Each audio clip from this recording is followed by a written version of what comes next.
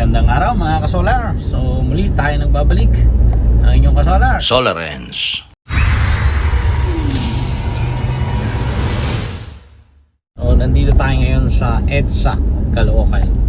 At tayo ay bibili ng isang grid-tied solar power inverter. Pupuntahan natin solar store ay ang Ian Solar Energy. Kita na natin yan ang Ian Solar. Bibili tayo ng 5 kilowatts na meter type grid-tied solar power inverter. Solis ang brand. Dati meron na akong Solis inverter na 6 kilowatts. Pero yun yung mga nauna na kasing model, kaya wala pang meter. So dun sa meter, maganda kasi merong monitoring yun.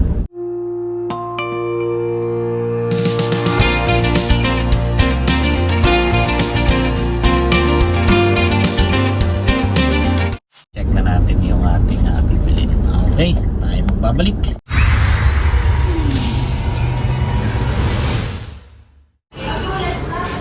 So ayan mga ka-solar, ito na yung ating unit na binili, ano.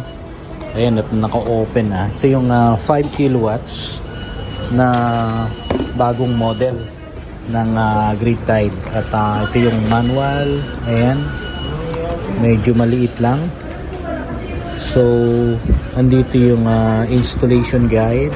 At ito yung sa bracket. So same lang ito dun sa dati, ano, sa 5 kilowatts. Ayan.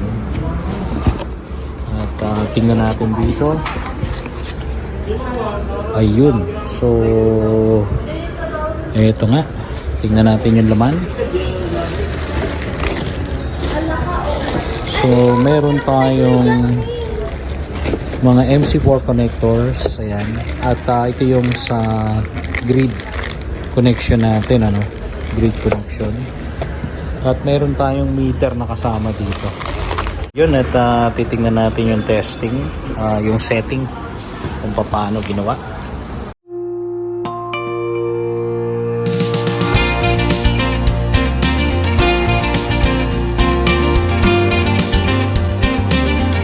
Set muna. Anong unang i-on dyan pagka sa startup? Ito po.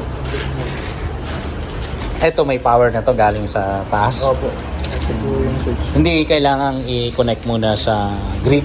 Pagka po isa-set, okay lang po ito lang. Ayan lang muna. Okay.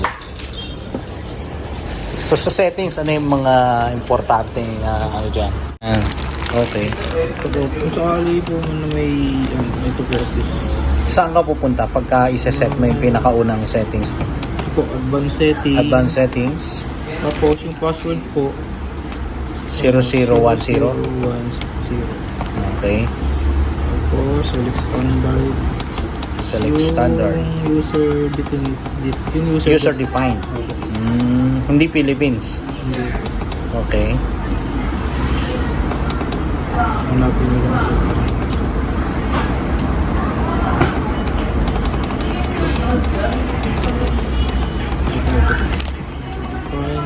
dito nyo na po isa-set yan. Yung over voltage grid ba yan? Yung OBG 260? Opo, 260. Okay. Ano pa? Yung low voltage, ano naman? Under voltage Ito po 170. 170. Pero naka 190 yung default kanina. Okay. Ay, hindi, ano wala, 180. 180. Sige. Ito po 170. Ano yan? Yung under UNG? Sa grid yan, ano? Ito 50. Yan sa hertz. Naka 50 hertz ang default niyan. Okay. So isi-60 natin o more than 60. Opo, 60. 63. 63 volts o 60.3. 63 talaga. Okay. Tapos sa under hertz, Ganun din po. under frequency, ano? So 57 ang under ano natin frequency. Opo. Tapos skip, tapos huwag na po. Escape lang and then pipindutin yung enter. Dito na po tayo sa recover. Ano yung recover naman? So, may recover ako sa may voltage naman, 65 po. 265. 65. Okay. Tapos dito po, 170. 170. Sa recover yun. 57 po. Sige. Setting ng frequency. So, ganun din pala. Opo. 63 tapos 57. Ano lang po yung nagdala ko sa 57 dyan. Okay.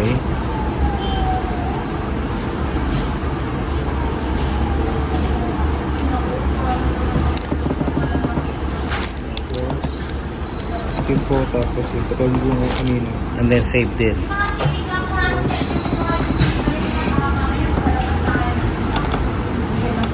Sa internal, fail safe po i-off lang yung failsafe. Opo. Okay. Okay na po.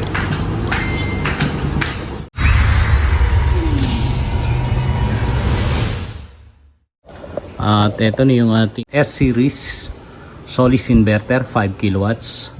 At ito ay meter type na. Meron tayong ikakabit na meter. So makikita natin dito yan mamaya.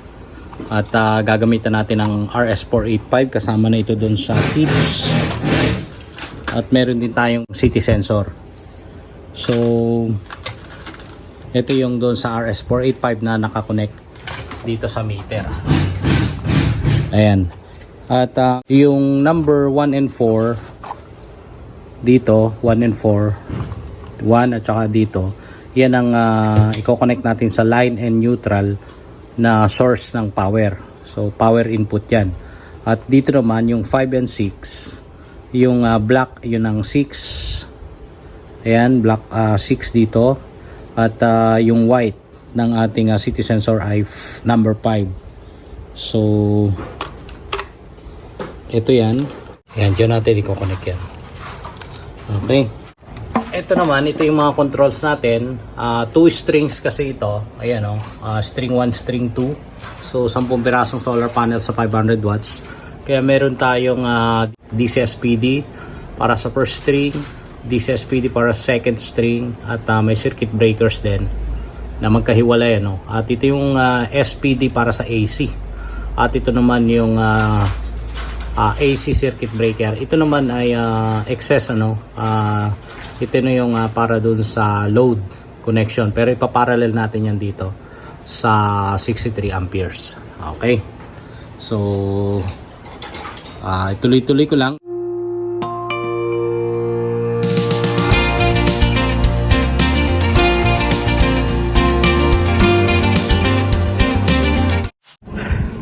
So ayun mga ka-solar, tuloy patapos na natin itong 5 kilowatts. So 10 pieces sa 500 watts panels. String 1, string 2 or PB1, PB2. Okay, so itatap na natin yan mamaya. Pagkatapos nung yung ground na kinokonek nila.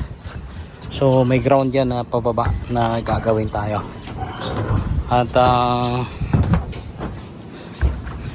ayun, so i-connect natin doon sa circuit breaker ng merong DCSPD para nakaparallel sa DCSPD, at surge protection device yun yung SPD. Okay, so baba na tayo para maipakita ko sa inyo yung complete na setup.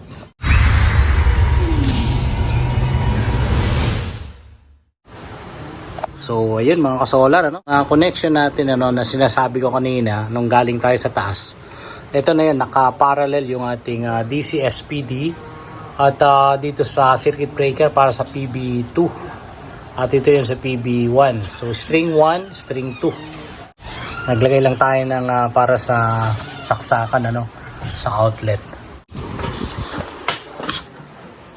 So ito, up and running. Ayan. So yung power niyan, indicator, power indicator at saka yung operation. So okay na tayo. Tingnan natin sa export. Punta tayo sa advance. Advance info. Pasok natin password.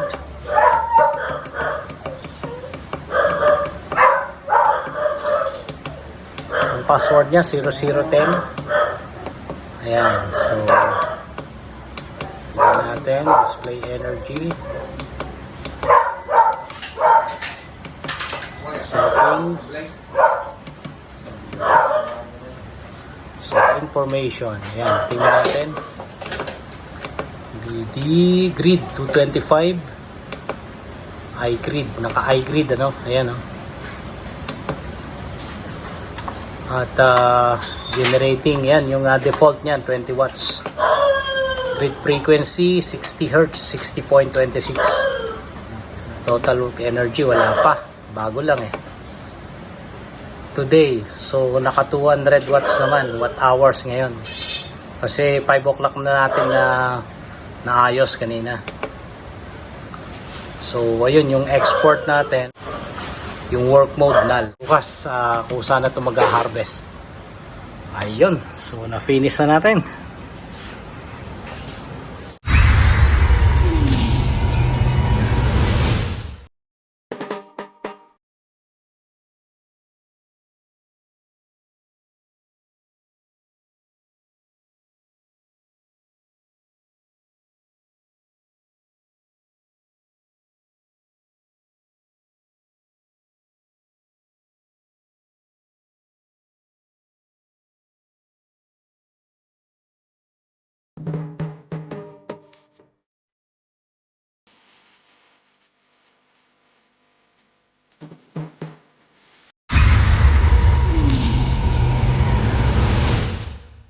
Naka-solar, naka-power up na, energized na. So, pure off-grid ang tawag dito. So, itong on-grid na ito ay complete package ay 230,000 materials and installation.